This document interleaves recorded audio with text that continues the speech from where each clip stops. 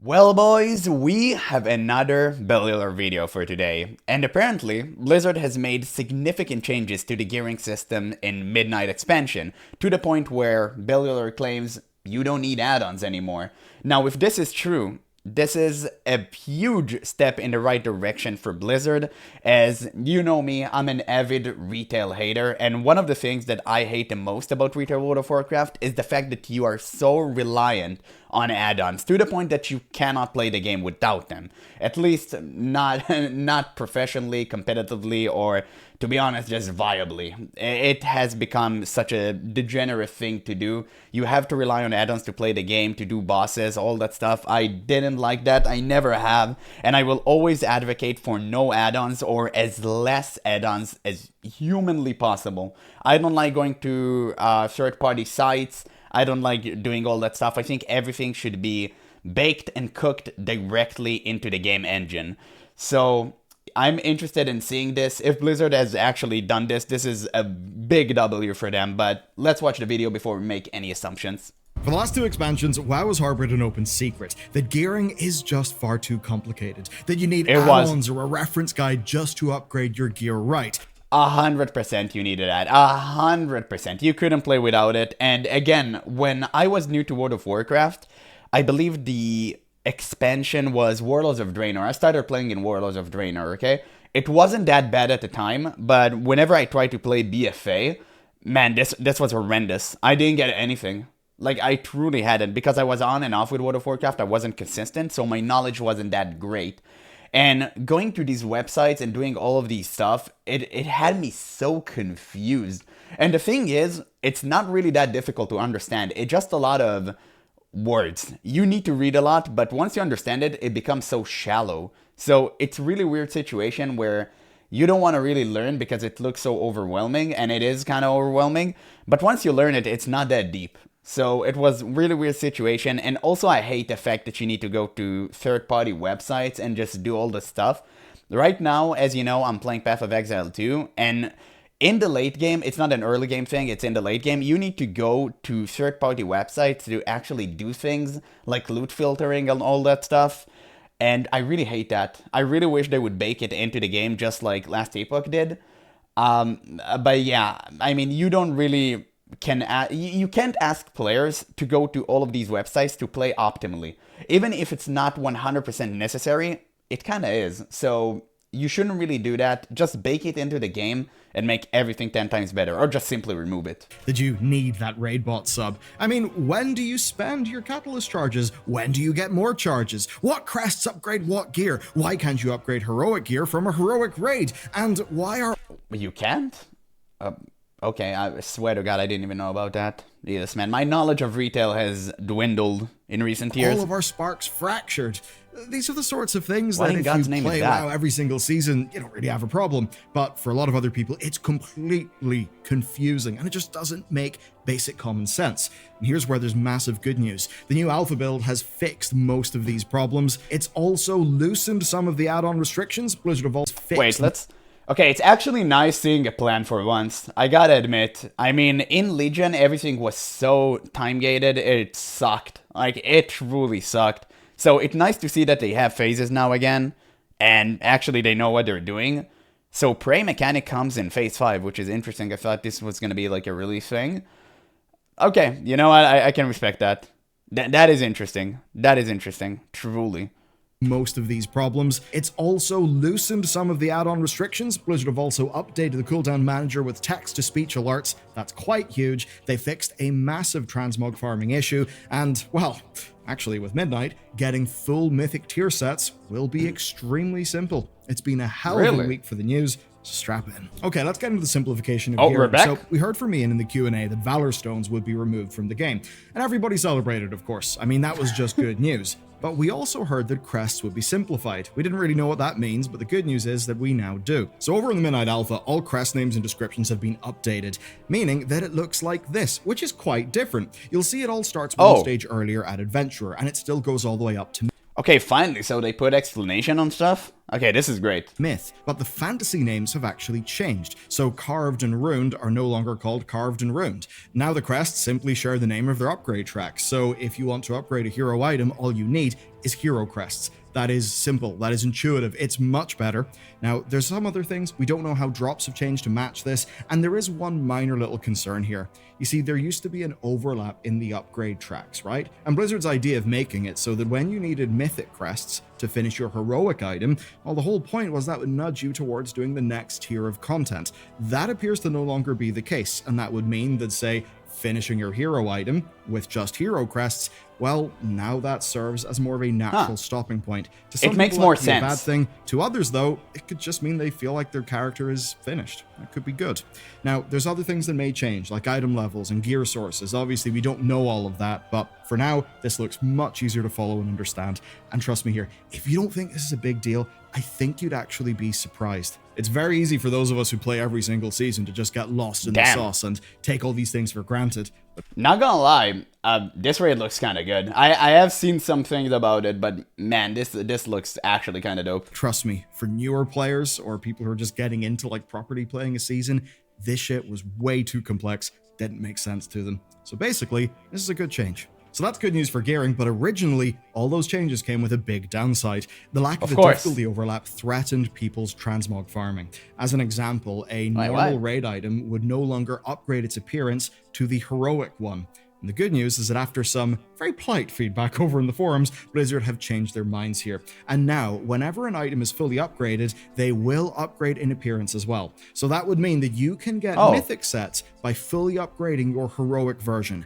And that would mean no more having to go out of your way to get the right crest. So that's fairly huge. And on the topic of gearing, let's talk about the Catalyst charges. There's a huge upgrade coming to the Catalyst to make it even easier.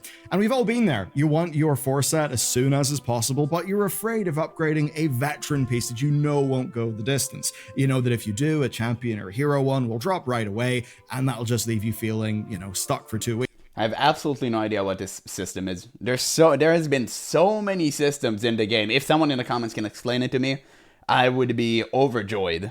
Waiting for a charge. Well, it's a bit complicated, but there's now a very smart change coming in the Midnight expansion. Getting your 4 set bonus will unlock a feat of strength achievement, and once you've got that achievement, you'll be able to find more Catalyst charges, or basically they'll drop randomly from Raid, Mythic Plus Delves, and PvP. So you get more. If you find a big upgrade and you want to catalyze it, all you have to do is play more until you get a charge. And honestly, this one is huge for the transmog farmers as well. You'll now have way more charges to get transmog farmers are appearances. getting the patch over their life. And do remember, by the way, that unlocking a class set gets you all of the lower difficulties as well. So, fairly huge changes. And what I want to do next is combine this all to get a picture of Midnight gearing. Get a load of this. If you combine all the changes I've talked about thus far in the video, you realize it's simple to get every single color and every item for your class sets in Midnight. You just need to play the game. So as an example, from doing Mythic Plus. Yeah, but this is the difficult part. I need to play it. In the 4 to 8 range, or Heroic Raid, you will collect the 3 pieces necessary. Those being 1, hero gear for every armor slot, 2, enough Catalyst charges to change them all into tier, and then 3, enough hero crests to upgrade them. You can get that all from that level of content. You just need to max them all out and catalyze them, and bam, done. You'll have your sets. And it doesn't even matter what order you do that stuff in. And it really is that simple. But there's another change to make things just a bit more simple as well, and that is fractured sparks.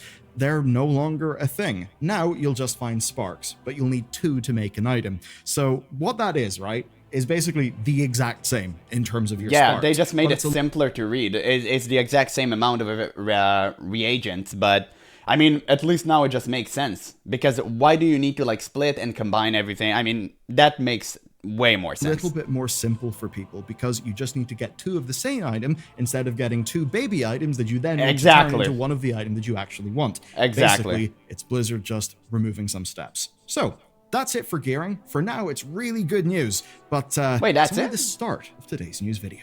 Okay, this one is a developing story for now, and that's by Blizzard's own admission. What they've done is they've loosened restrictions on certain add-on APIs, specifically around tooltips and cooldown controls. And now, the upshot is that add-ons can pass secret values in. It may seem like a bunch of techie stuff, but basically to make it simple, this just means there will be at least a little bit more freedom with what can be customized and shown to you by an add-on. That shouldn't be a thing, man. I mean, I guess if you're gonna have them in the game, it's good to give the people some freedom in what they can or can't do. But add-ons shouldn't be in the game, especially not for raiding. They should not be like a thing. It literally should be cooked and baked into the game like Final Fantasy XIV does it. That's it. I will always, always, always advocate for no add-ons for raids.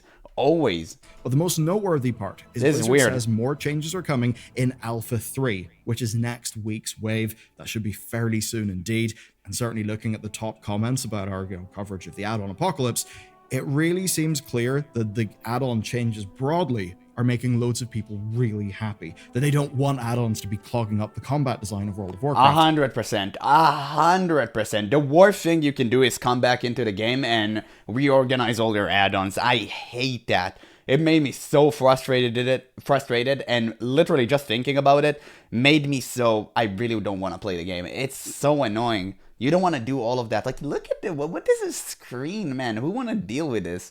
This is garbage. Just remove everything, literally. Honestly, even though like HUD edit, I mean, I guess some of it is good for some players, but come on, man, everything should be simplified. Like everything. I do sympathize. Actually, more than that, I agree. I actually agree with that.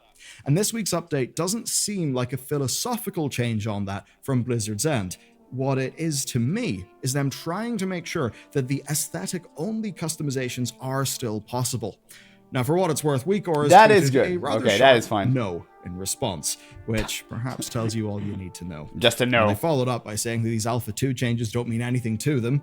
I think to the rest of us, it's a good sign, but obviously, we'll have to wait until Alpha Yeah, WeakAura is a must. It's such a great add-on, but again, like, bake it into the game, baby. 3 to see what Blizzard's full plan is. Obviously, one downside of the add-on changes is a lot of accessibility stuff, right? People with disabilities will often be using add-ons to get around issues, and that... Again, this has to be in the game. This has to be in the game. Why the hell someone with a disability should download a third-party program if some of them won't even know the thing exists? Bake it into the game, make it accessible. This is great for everyone. And again, Final Fantasy XIV did this. This is not an impossibility. You can literally play Final Fantasy XIV with one hand or a foot. People have done this. There are multiple videos about that. So just bake it into the game. God damn it. Like, don't make people go out of their way to help themselves play your game. This is the dumbest thing I've ever heard in my life, and literally, just please, Blizzard, fix this. Really opened up the game and made it playable for them. Now, Blizzard are not suddenly doing anything huge in that front, but there is one really good update in this alpha. Why would they care? They're too busy cube crawling. And that is text-to-speech has been added to Blizzard's cooldown manager. And not just added, by the way. They have taken it very seriously. It's really good. So there's a list of changes here that allow for crazy customizations and overlapping alerts. And that would mean, as an example, if someone struggles with sight, well, now they can hook up text-to-speech alerts for their cooldowns and their abilities in the game itself. So that's fantastic. Oh, it's in the game itself? Okay, now, my bad. That being said, Blizzard can't really do this for things like the boss alerts, because if they were to do that, then we would in some ways be back at square one with add-ons. Yeah. But the good... And again, this is the massive problem that add-ons create. You just have a cascading effect where you kind of start a huge terrain rolling, and you can't really stop it at the end, where one problem just causes more. And this is unfortunate. Again, they need to just change the entire structure of how add-ons function, in my opinion. Like, literally, change it all from the ground up. But they will never do that. Like, they will never do that because they become too reliant on that. It became such a huge train, you cannot stop it. It's too fast. News there. Well, that's the it's a bullet bosses train. Have been really good with specific voice lines that announce their abilities. And looking at all this effort, I think Blizzard are quietly taking accessibility seriously. They're just not committing to things publicly. Obviously, it would be good if they did.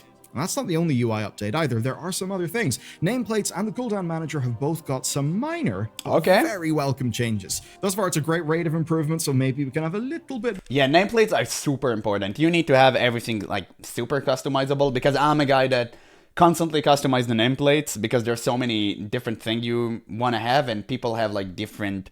how do I say it? Like, they have their style, their own style, and what they can or cannot read, what's good for them.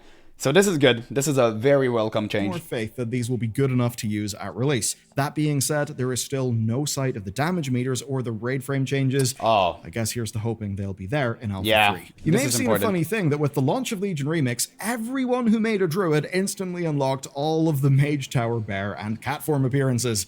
This was an oops, and Kaivax did confirm that this was a bug, and they're working on rolling it back. Now, the language he specifically used was, quote, could use bear and cat forms that they did not earn. So basically, that's a fairly hard line in the sand for Okay, Blizzard. that is a small you little logged bug. in, you got these things, but it was a bug. You didn't earn them, and because you didn't earn them, you're not going to be keeping them. Now, this obviously brought up the topic of time-limited rewards and prestige for World of Warcraft for approximately the millionth time. And for Blizzard, it's a worse storm of PR, because they had all of that debate over the Mage Tower with Legion Remix, and then when the bloody thing launches, they have a bug that incorrectly gives people Mage Tower things. Oh, man, that's so Classic. perfect, you almost imagine someone sabotaged it on purpose. Anyway, the conversation around this has not led to anything. Blizzard have not yielded on their sort of line here. But given how carefully worded their response was, I think they know what people think. Maybe this is the first step to having those things being opened up again in the future. We'll just have to wait and see. As for Legion Remix itself, well, it launched very broken for the first day. People had to Alt F4 and wait to get back in. And it Really? turns out that handing quests into Khadgar somehow was bricking the game. Loads of server issues also showed. Dude, they fired their Q&A team. What the hell is going on? Why are there so many bugs with retail recently? That is crazy. The game was already released. You just changed few stuff here and there. How the hell the game breaks after that? What the hell are you doing with your code? Up even outside of Remix because everything was being hammered. And it seems that it was fine towards the end of the day. I can say that personally, I was still getting quite a bit of lag, like nighttime on EU launch day. So a little bit weird. And honestly, it's another data point in a worrying trend.